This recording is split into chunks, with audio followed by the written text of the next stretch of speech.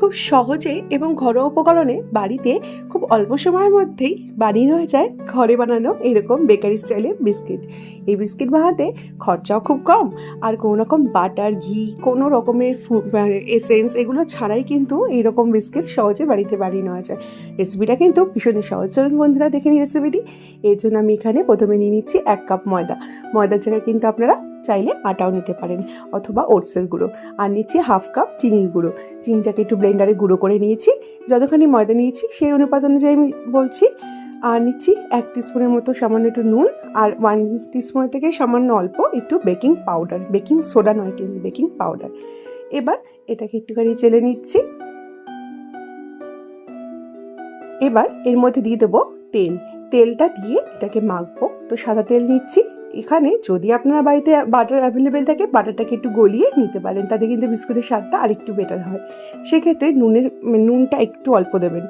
এবার একটু একটু করে আমি এর মধ্যে তেল দেবো। 1 কাপ ময়দার জন্য মোটামুটি ওই 1 কাপের কাছাকাছি তেল এখানে লাগবে। যেহেতু এটা বিস্কিট আর এখানে কোনো রকমের জল দেব না, জলের পরিবর্তে এখানে আমি একটু সামান্য, আপনারা যদি চান লিকুইড দুধ দিতে পারেন, কিন্তু সেটা কিন্তু খুবই অল্প দেবেন।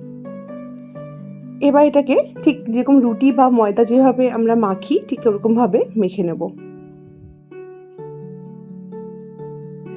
ভালো করে এটাকে মেখে নেওয়া হয়ে গেছে। এবার এটাকে একটু সেট হতে দিচ্ছি। অপরদিকে এটা যে কোনো প্লেট, বাটি, এরকম ছড়ানো প্লেট হলে বেটার হয়। এরকম প্লেটের মধ্যে আমার বাড়িতে বাটার পেপার ছিল, সেটাকে আমি রাউন্ড করে কেটে একটু তেল দিয়ে এর মধ্যে আটকে দিয়েছি। তো যদি আপনাদের বাড়িতে বাটার পেপার অ্যাভেলেবেল না থাকে, একটু তেলটাকে যে কোনো প্লেটে একটু ব্রাশ করে তার মধ্যে একটু সামান্য ময়দা ছড়িয়ে, একটুখানি ময়দা দিয়েও কিন্তু তার উপরে বিস্কিটগুলোকে শেপ যেরকম চাইছেন সেরকম, স্কোয়ার হোক, রাউন্ড হোক, যেরকম চাইবেন সেরকম একটা শেপ দিয়ে বিস্কুটগুলোকে এর মধ্যে সাজিয়ে দিতে পারেন।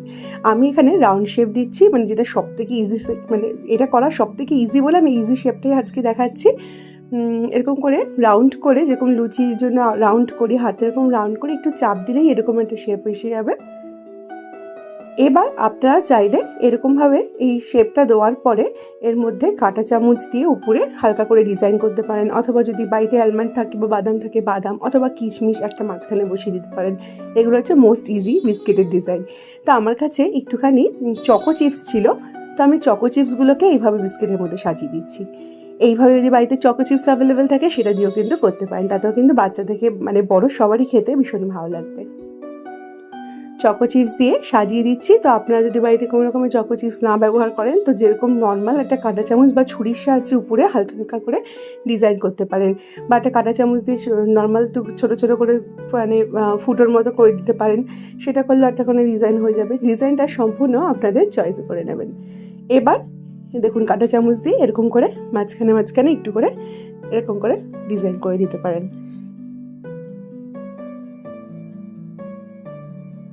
তো মোটামুটি বিস্কুটগুলো আমার ডিজাইন করা হয়ে গেছে।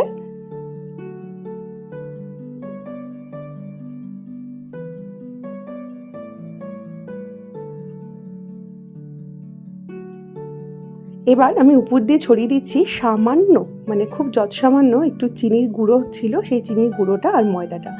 এটা কিন্তু না দিলেও হবে, যেহেতু আমি চকো চিপস দিয়েছি, যাতে চকলেটটা কোনোভাবে গলে না যায় তার জন্য এই চিনি আর ময়দাটা দেওয়া। আর এবার আমি আমার কড়াইটাকে একটু আগে থেকে প্রিহিট করে নিয়েছি 5 মিনিটের মতো। তারপরে অতি সাবধানে এই থালাটা একটা স্ট্যান্ডের মধ্যে এভাবে বসিয়ে দিয়ে টানা একদম মিডিয়াম ফ্লেমে এটাকে 15 মিনিট রেখে দেবো।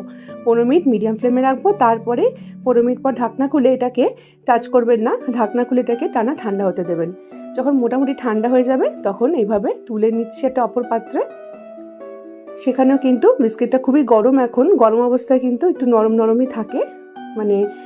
একটু ঠান্ডা হয়ে যাবে যখন পুরোপুরি, তখন এটাকে দেখবেন কতখানি ক্রিস্পি। তো এবার এইটাকে ভালো করে একটু ঠান্ডা করে নেব। ঠান্ডা করার আগে আমি এটাকে ভাঙবো না, ঠান্ডা করে একদম ভেঙে দেখাবো। কারণ ঠান্ডা করা এখনও ঠান্ডা হয়নি, তাও জাস্ট তুলেছি কড়াই থেকে, তাও দেখুন বিস্কুটগুলো কিন্তু মুচমুচে হয়েই গেছে। কিন্তু আমি এখনই ভাঙছি না, একটু পরে দেখাচ্ছি ভেঙে। দেখুন এই বন্ধুরা ঠান্ডা হয়ে গেছে। এবার ভেঙে দেখাচ্ছি বিস্কুটগুলো। ভীষণই ক্রিস্পি হয় আর খুবই সহজ রেসিপি, যে কেউ বাড়িতে বানিয়ে নিতে পারবেন চায়ের সাথে অথবা স্ন্যাক্সের সাথে। চায়ের সাথে স্ন্যাক্স হিসেবে কিন্তু এরকম কুকিজ বাড়িতে খুবই ভালো লাগে খেতে। আর যদি বাড়িতে আপনারা তেলের জায়গায় বাটার দিয়ে করেন তাহলে কিন্তু এটা খেতে একদম কেনা কুকিজের মতোই লাগবে। তো বন্ধুরা, আপনারা বাড়িতে সহজেই রেসিপিটি বানিয়ে ট্রাই করতে পারেন। যদি ট্রাই করেন কমেন্টে জানাবেন রেসিপিটি কীরকম লাগলো, আর ভালো লাগলে বন্ধুবান্ধবের সাথে শেয়ার করে দেওয়ার অনুরোধ রইল। আজকের মতো এই পর্যন্তই, আবার চলে আসবো নতুন কোনো রেসিপির সাথে। সবাই ভালো থাকবেন, সুস্থ থাকবেন। Thank you for watching this video.